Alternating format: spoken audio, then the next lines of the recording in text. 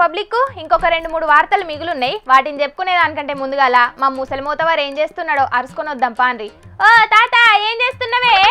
ఏమో సురేందరు అందాదా దయ్యాలు ఎవలై ఉంటారు అంటావు. ఆయన కేసీఆర్ సార్ అయినా మరి అసలు దయ్యాలను ఎందుకు ఎంబడి పెట్టుకుంటాడు కావచ్చు. దయ్యాలు సలగుండా పచ్చగున్న ఇంత సిత్తు పెట్టినట్టు చేసేగాను. ఏమో తాత ఎవరికెరక ఎట్లా జరిగేది గట్టే జరుగుతుంది. అవు అంతే అంతే. పని పాట లేనోడు పిలిచి తలగొరిగిండు అన్నట్టు మా ముసలోనికి పొద్దుపోక తవ్వ వంటి పోయేటోళ్ళను పిలిచి మరి ఇచ్చులు కచ్చకాయలు అన్ని ముచ్చట్లు మాట్లాడుతున్నాడు. ఓ తాత ఇంతకు దేని గురించే మీ ముచ్చట? అగో మా దయ్యం వచ్చి పాడైంది కదా. ఎప్పుడు వచ్చినవే నంగనే వచ్చాయి నీకెరికే నానే ఆ దయ్యాలు ఇవ్వాలనేది. ఆయన కేసీఆర్ సార్ అయినా మరి గసంటి దయ్యాలను ఎంబడి పెట్టుకొని రాజకీయం చేస్తాడు కావచ్చు పిల్ల. మరి ఏమంటావు? అర్థమైంది. నిన్న ఎమ్మెల్సీ కవితక్క మాట్లాడిన మాటలినే కదా నువ్వు గింతగానం ఆలోచించుతున్నావు? అవును పిల్ల, కవితక్కలను ఆయన కేసీఆర్ సార్ చుట్టూ రంగున్న దయ్యాలు గిట్లా అయ్యేవాళ్ళు కావచ్చు మరి కవితక్క అన్నట్టు. నీకేమన్నా ఎరికేనా? కొంపదీసి మరి కేటీఆర్ సార్ను హరీష్ రావు సార్ను లేకపోతే ఆ సంతోషం సార్ను గిట్లా దయ్యాలు గిట్లా అంటుందా ఏంది కవితక్క? ఏమంటావు సురేందరు? ఏమో ఎవరికెరక తాత వాళ్ళేనో వాళ్ళ చుట్టూ ఇంకెవరైనా ఉన్నారో. కేటీఆర్ సారు వాళ్ళ సొంత అన్న, హరీష్ రావు సారును అట్లనే సంతోషం సారు వాళ్ళ సొంత చుట్టాలేనే. గవాలను పట్టుకొని దయ్యాలు భూతాలు అంట అదా? తప్పు తప్పు తప్పు తప్పు. అది కాదు, ఇంకెవరో ఉన్నట్టున్నది. వాళ్ళనే అన్నదో లేకుంటే ఇంకెవరిని ఉద్దేశించి అన్నదో కవితక్క తెలియదు కానీ ఇప్పుడు మాట్లాడిన మాటలు మాత్రం పెను తుఫాను సృష్టిస్తున్నాయి తాత. పెను తుఫాన్ అయినా గాలి దుమారం అయినా కవితక్క అన్న మాటలతోటి కారు పాటికి వచ్చిన తిప్పల ఏముండదు. కవితక్కదైనా ఏం పద్ధతి అన్నట్టు. ఏమన్నా ముచ్చట ఉంటే వాళ్ళని ఆయన కేసీఆర్ సార్ దగ్గర కూర్చొని మాట్లాడాలి, లేకపోతే వాళ్ళ అన్న కేటీఆర్ సార్ తోటి ఇంత కూర్చొని మాట్లాడుకోవాలి. కానీ ఇట్లా ఇంత కూర్చొని మాట్లాడుకోవాల్సిన ముచ్చట్లను మందిలోకి వచ్చి మాట్లాడితే ఏం పద్ధతి అన్నట్టు చెప్పు.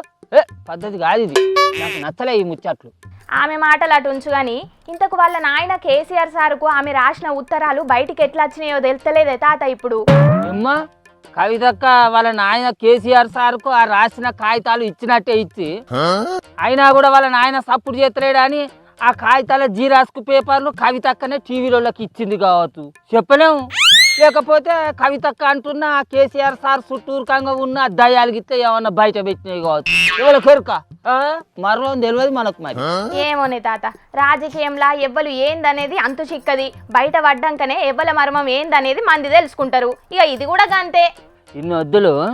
కేసీఆర్ సారు ఒక్కడే పార్టీని ఇగ్గు కచ్చటాలకు పార్టీలు ఉన్న వాళ్ళు ఎవ్వరు కూడా మెసలకుంటా చెప్పినట్టు నడుచుకుంటా పోయిర్రు. కానీ కేసీఆర్ సార్ ఇప్పుడు పార్టీని పట్టించుకోకుండా వ్యవసాయం పనులలో పడేటాలకు ఎవరి ఆట వాళ్ళేదని అర్థాన్ని అంటున్నాం.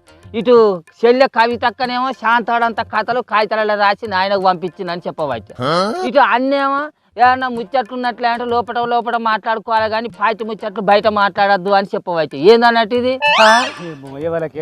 ఇంతే మరి కాదా అనే. ఇప్పటికే ఆంధ్రాల జగనాల్ సార్ను వాళ్ళ చెల్లె షర్మిల ఏవట్టి మందందరూ ఎన్ని తీర్ల మాట్లాడుకుంటున్నారు చెప్పు.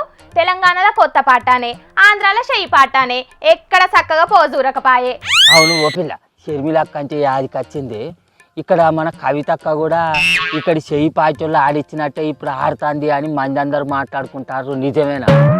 ఆంధ్రాల చెయ్యి పార్టీల షర్మిలక్క, తెలంగాణలో చెయ్యి పార్టీల కవితక్క అని మంది అందరూ అనుకోబట్టిర్రు. నిజంగానే మరి కవితక్క చెయ్యి పార్టీల గిట్ట జంప్ అవుతుంది అంటావా ఏంది? ఏమంటావా? తిక్కల ముసలోడా, ఇప్పుడు జనాలకున్న అనుమానాలు సరిపోవన్నట్టు నువ్వు లేని ఆలోచనలు కలియకు సరేనా? నేను కేసీఆర్ నాయకత్వంలోనే పని చేస్తా. కేసీఆర్ దేవునసొంటి మనిషి గాని ఆయన చుట్టూ కొన్ని దయ్యాలు చేరి పార్టీని ఆగం చేస్తున్నాయని చెప్పుకొచ్చింది. నువ్వు వినలేదా? ఎమ్మోనే తల్లి, ఈ రాజకీయాలల్లో ఎప్పుడు ఏం జరుగుతుందో తెలియకుంటున్నది. ఇంతకా కేసీఆర్ సార్ చుట్టూన్న దయ్యాలెవ్వలు, ఆ దయ్యాల గురించి ఈమె పోయి స్వయంగా వాళ్ళని ఆయన కేసీఆర్ సార్కు చెప్పుకోక ఈ ఉత్తరాలు రాసుడేంది, ఆ ఉత్తరాలు ఇప్పుడు బయటపడుడేంది, ఇవన్నీ చూస్తుంటే నాకు ఏదో చిత్రంగానే ఉన్నదో సురేందరు. అసలు ఏం జరుగుతుంది అంటావు? ఏమో ఎవరికెరక బయట పడ్డనాడే తెలుస్తుంది. బయటపడ్డాక మరి నువ్వు చెప్పుడు ఎందుకు? నాకు తెలియదా? నాకు తెలియక నువ్వు వచ్చి చెప్పని నిన్ను పిలిస్తే నువ్వు ప్రతిదానికి ఎవలకెరక అని చెప్పబడితే తోకమట్ట.